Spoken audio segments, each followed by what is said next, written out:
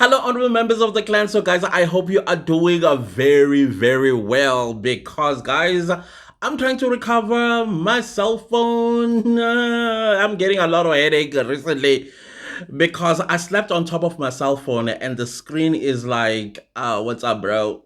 That's the sort of situation I'm experiencing right now. I'm gonna be taking it to repair. I think tomorrow. It's just the screen, guys, and this cell phone is brand new. I think probably like 3 months old. You know, when you're sitting in bed, you're watching TikTok videos, and you're watching Instagram reels, and you're watching YouTube videos, and then you doze off. The phone falls somewhere around your body, and during the course of the night, you toss and turn, and then your heavy bone just go. Yeah, that's what happened. That's what happened. So it's not. I can hear it ring when it rings. I can hear the notifications when they come through, but I can't see anything. And this is the second time this is happening. Foolish me. Anyways, guys, I hope you are doing well once again. But I just want to continuously remind you guys that South Africans are under siege. And we are under siege in so many different ways. And the part that really grinds my cheese is that we have a police force that South Africans who work and pay taxes pay these people's salaries. I know themselves they also pay salaries. Taxes. But it seems like we are having people that are just collecting money. Not and the criminals know this. The criminals they do things so brazenly in the broad daylight because they know we have a very weak police system. Not even the police system, because on paper it's good. But when it comes to management and practicality of the police force in the country, super weak. Even the most poorest country in Africa, their police force is much better than the South African police service. And the part that also really grinds my cheese is the intelligence. We supposedly have an intelligence department, and their job is to ghost around and making sure that the people of South Africa are safe. But no, tell me why I'm sitting in bed last night and I come across this article, even though the article is it was published on the 1st of March by Arrive Alive. And they say children kidnapped from public park in Durban, KwaZulu Natal. Right now, we have a very, how do I put this? The police commissioner of KwaZulu Natal is doing an amazing job. And that is why now he has people now they're trying to smear him with cases because he is cleaning crime, like cleaning out crime. And then we know how he's dealing with criminals in KwaZulu Natal and the way they should be dealt with anyway, all over the country. And I support him 100%. But now you're also having a situation where some criminals don't necessarily get it. And then we know that kidnapping is not a South African crime. We've never kidnapped people. The only kidnapping that I remember was of a father whose baby mama is not giving him access to the child, and then he comes either when the child goes to school or at home and takes the child without permission. That's the only. But kidnapping, like take a whole human being, whether that is a child or an adult, and go sell them. That's not a South African crime. This is an imported crime. And then you ask yourself, okay, surely there's a corridor that these people use. Where is our intelligence in that corridor or those corridors that they are using? Because from what I understand, somebody sitting somewhere in, let's say, America, sees a particular child. That is why I keep telling you guys, stop posting your children online because these predators are watching. And if they take a liking to your child, they are going to send a professional to come and get this child. Some of y'all don't listen. So I will keep reminding you and showing you practical cases of children being kidnapped. Already, two kids kidnapped in a public park in Durban. And then the story goes. Information that could hamper investigations withheld. Two children who were playing at a public park near their home in Durban, KwaZulu Natal, location withheld, were kidnapped on Thursday afternoon, the 27th of February 2025. Reaction Unit South Africa, RUSA, was called out by the aunt on Friday morning requesting assistance. During an interview with the family, reaction officers were informed that both boys aged 11 and were playing with others when they were approached by an unknown male. The man offered the boys money, and a few minutes later, both boys followed. Remember stranger danger? Do schools still teach about stranger danger at home? My mom pulled us ngendlebe ukuthi if you dare took anything from anybody, you are going to God. She used to say you have the belt to answer to. And she said, if any adult ever approached you when you're coming from school, you actually stood and you talked to them. I am not coming to your funeral. That's what she used to say. That's my mama. And she meant it. And I think I told you guys about a story about how she set my brother and I, because she's a single parent, she's got two boys.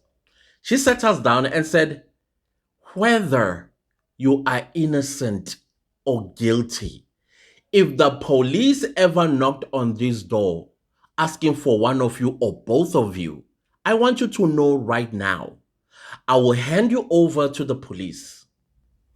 And thereafter, you cease to be my children because I've lost you into that system.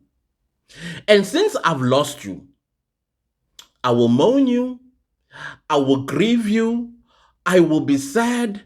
But as I'm doing that, forget Miss Phone being rung by you behind some cells, and you're wanting this and you're wanting that and you're wanting this and you're wanting that. I'm sorry, because she had my two sisters.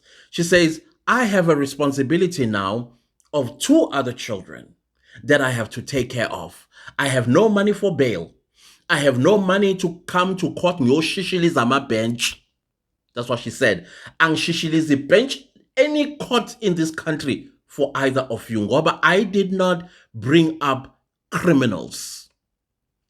My older brother accidentally made a mistake because he used to love music. I think he still does.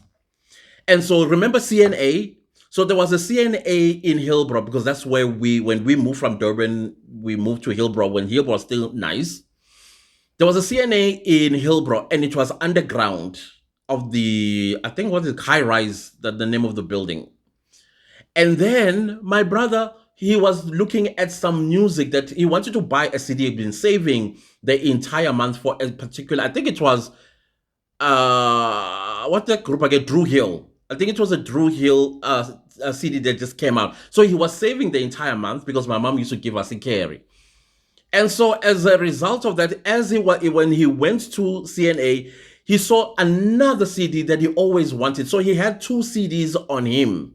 So he now goes and pays at the counter. He's got two CDs on him. And then he pays for one CD, but the other one he doesn't pay for. Instead, he walks out and then the metal detector goes off. And CNA calls the police on my brother. He gets arrested. And now how we find out because somebody that worked at Sun City knew my mom. He said, hi, boy, I saw your son. And then we were all like, what? And then, of course, me, I had to steal. I was, I think, somewhere now at this point, 16, 17 or so.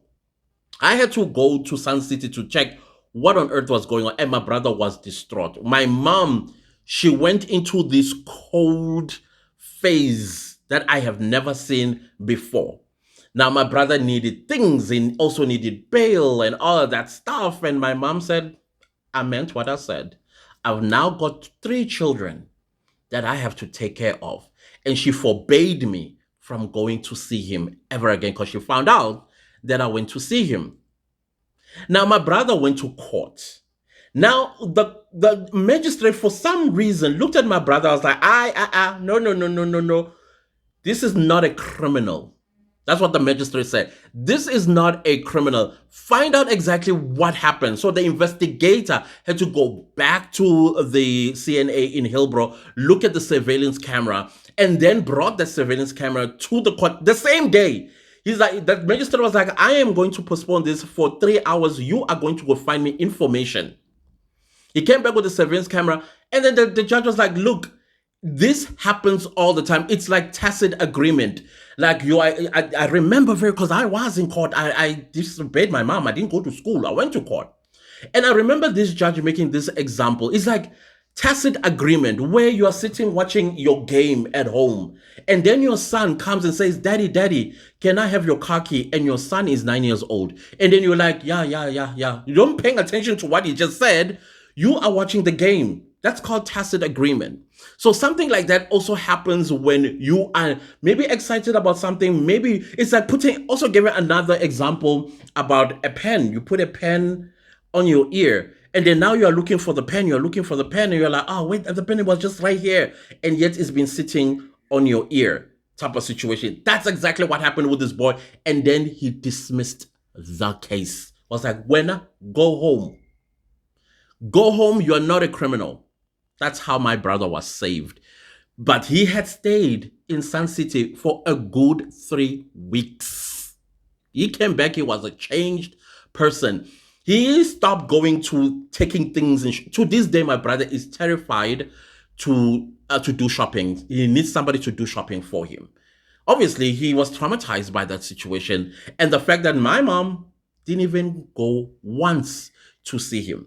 So the point that I'm making here is that it starts at home. Education to save your children starts with you as a parent by telling your child, do not speak to strangers. When I was growing up in school, we used to have this song, this is my body, my body, my body. Don't touch me. I kind of remember. And we also used to learn the toll-free number for child line. I think it was 08000 or maybe another 5 extra.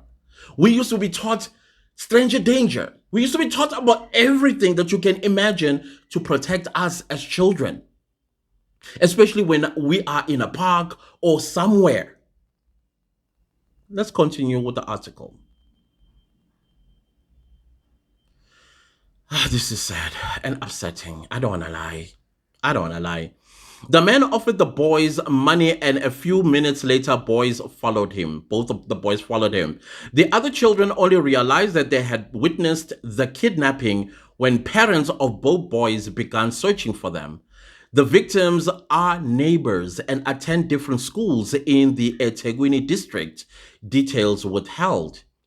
The family further explained that a ransom demanded was made later on that evening, and the kidnapper made several calls throughout the night demanding money for their release.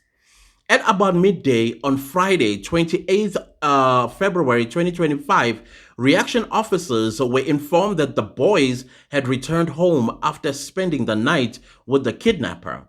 Both boys had their hands bound together and had suffered visible injuries and were kept against their will.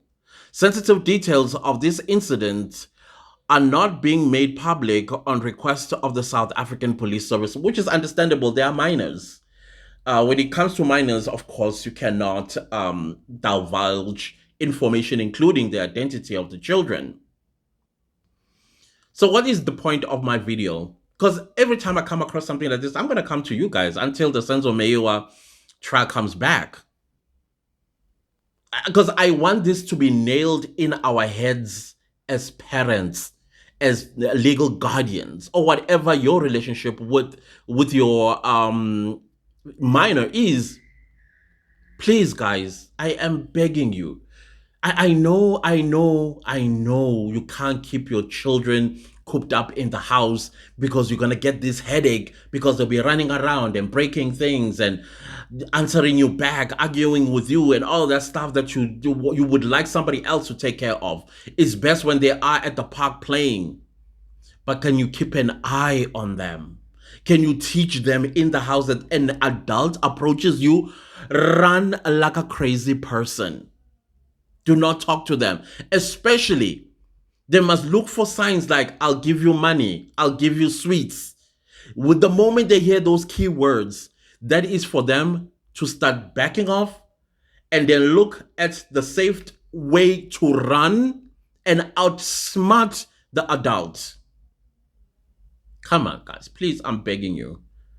Can I not make another video like this one? Can I please not make a video like this one again?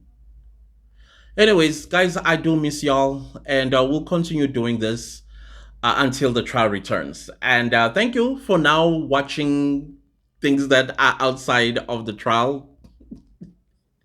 I love you guys. Anyways, goodbye.